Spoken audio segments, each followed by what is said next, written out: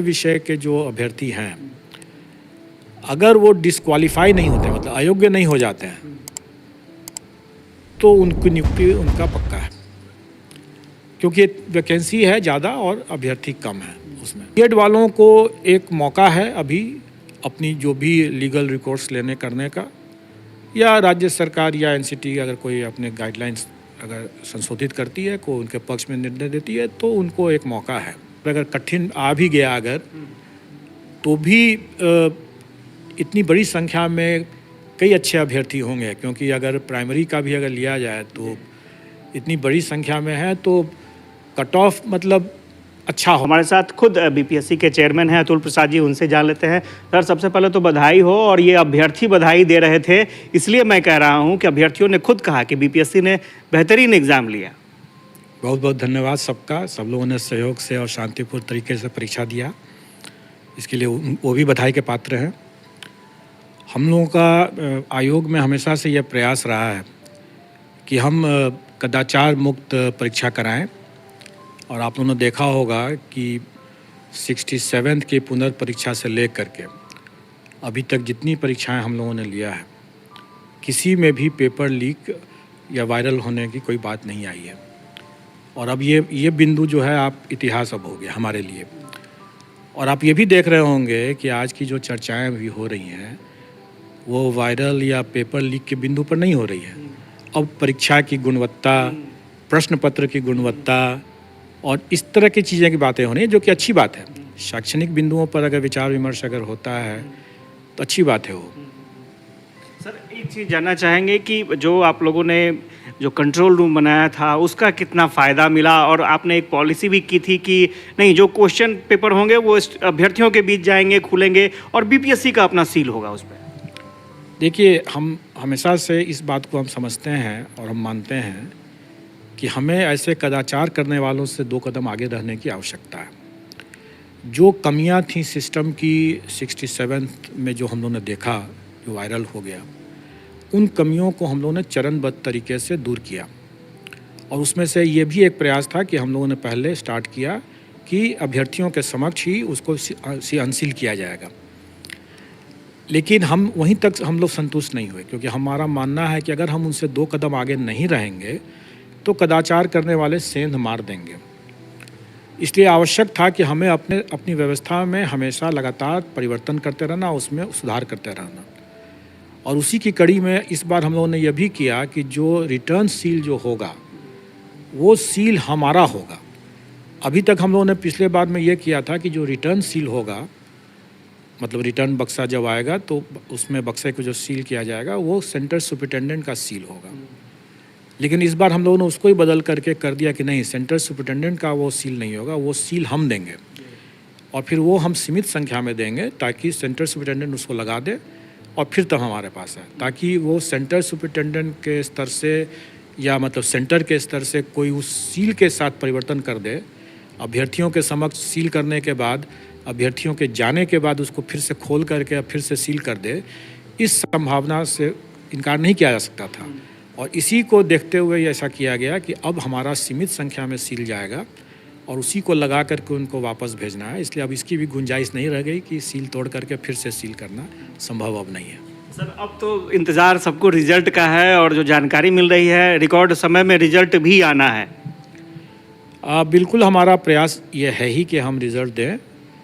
और जैसा मैं मानता हूँ कि 9वीं 10वीं और 10वीं 11वीं 12वीं इनका तो हम रिज़ल्ट जल्दी दे देंगे, पहले दे देंगे और जल्दी दे देंगे। जहाँ तक प्राथमिक कक्षों का बारह है, उसके अध्यापक का मामला है, उसमें एक समस्या ज़रूर है, जो कि आप सब लोग अवगत हैं इस बात से कि बीएड वर्सेस बीटीसी की जो बातें चल रही हैं, इसमें जब तक वो कन्फ्यूज़न दूर नहीं हो जाता है कि बीएड का क्या करना है, तब तक स्वाभाविक है कि हम बीएड का रिज़ल्ट नहीं दे सकेंगे। लेकिन जो कॉमन मेरिट लिस्ट में जो डिप्लोमाधारी जो आ जाएंगे, उनका तो निश्चित रूप से हम रिज़ल्ट निकाल देंगे। बीएड वालों को एक मौका है अभी अपनी जो भी लीगल रिकोर्स लेने करने का, या राज्य सरकार या एनसीटी अगर कोई अपने गाइडलाइंस अगर संशोधित करती है, को उनके पक्ष में निर्णय देती है, तो उनको एक मौका है। सर एक चीज़ और जानना चाहेंगे, एक ट्वीट आपने किया था 9 से 12 तक के अभ्यर्थी जो हैं उनके लिए, बहुत हमारे पास मैसेज आए कि सर से जाकर के पूछिए कि ये जो तैयार रहने की बात है, आप लोग तैयार रहें डॉक्यूमेंट वेरिफिकेशन के लिए, ये क्या है सर? डॉक्यूमेंट वेरिफिकेशन बहुत जल्दी स्टार्ट होने वाला है और जहाँ तक मुझे अभी ज्ञात है वो शायद हम लोग 4 तारीख से ही शुरू कर दें, 4 सितंबर से। और ये डॉक्यूमेंट वेरिफिकेशन हमारा 11th 12th और 9th 10th और इसका होगा, और इसी में दिव्यांगजनों का भी हम लोग मेडिकल कराएंगे, क्योंकि इसके बिना हम परीक्षा फल नहीं दे सकते हैं। और स्वाभाविक है कि इसमें चूँकि ये ST वाले हैं इसमें, इसलिए सबके सब मैं समझता हूँ कि इसमें बिहार के ही निवासी होना चाहिए, और इसमें हम लोग उनको अपने गृह जिला में ही ये डॉक्यूमेंट वेरिफिकेशन की व्यवस्था करेंगे ताकि उनको ज़्यादा इधर उधर भटकना न पड़े। लेकिन एक सीमित समय देंगे हम उन्हें, और उसी सीमित समय के अंदर में उनको डॉक्यूमेंट वेरीफाई कराना है और अपना जो मेडिकल कराना है जो दिव्यांगजन हैं। और अगर उसमें कोई मेडिकल में अगर उनको रेफ़र किया जाता है IGIMS में या किसी और हॉस्पिटल में, तो वहाँ उनको जा कर के इसको करवाना होगा, ताकि हम समय पर रहते हुए मेरा मानना है कि 15 सितंबर तक अगर सब कुछ अपनी योजना के हिसाब से चलेगा अगर, तो 15 सितंबर तक इन लोगों का मैं परीक्षा फल देने की स्थिति में रहूँगा। और जहाँ तक प्राथमिक की बात है वो मैंने पहले ही बताया कि उनका डॉक्यूमेंट वेरिफिकेशन भी हम लोग स्टार्ट कर देंगे, और लेकिन उसमें थोड़ा टाइम लगेगा, तब तक प्राथमिक के अलावे जितने लोग हम लोग कर चुके रहेंगे। तो प्राथमिक वाले में थोड़ा सा विलम्ब है, और विलम्ब का कारण एक तो यह है कि उनकी संख्या बहुत ज़्यादा है और उसमें हमें कई तरह की चेकिंग करनी है, और दूसरा जो BEd वर्सेस BTC का भी एक मुद्दा है। इसलिए इन सब को ध्यान में रखते हुए मेरा मानना है कि उनका डॉक्यूमेंट वेरिफिकेशन में थोड़ा टाइम लगेगा। मैंने अपने पिछले प्रेस कॉन्फ्रेंस में ये कहा भी था कि 20 से 25 के बीच के आसपास में मेरा मानना हो सकता है, उससे पहले भी हम लोग स्टार्ट कर सकें,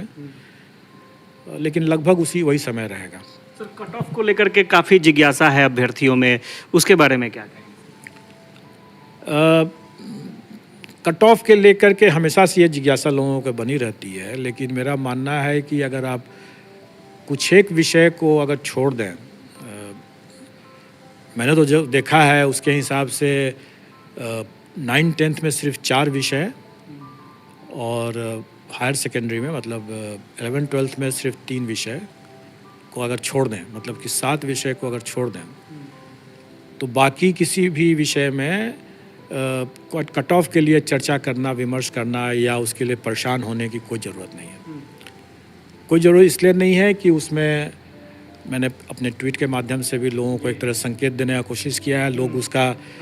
सही से नहीं समझ सके, तो फिर मैंने आज हिंदी में भी उसको स्पष्ट कर दिया है कि जो लोग इन 7 विषयों को छोड़ करके अन्य विषय के जो अभ्यर्थी हैं, अगर वो डिस्क्वालीफाई नहीं होते, मतलब अयोग्य नहीं हो जाते हैं,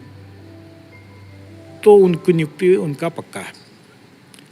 क्योंकि वैकेंसी है ज़्यादा और अभ्यर्थी कम है उसमें।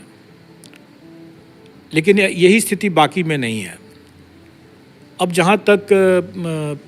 बाकी जो 7 विषय बचते हैं उसमें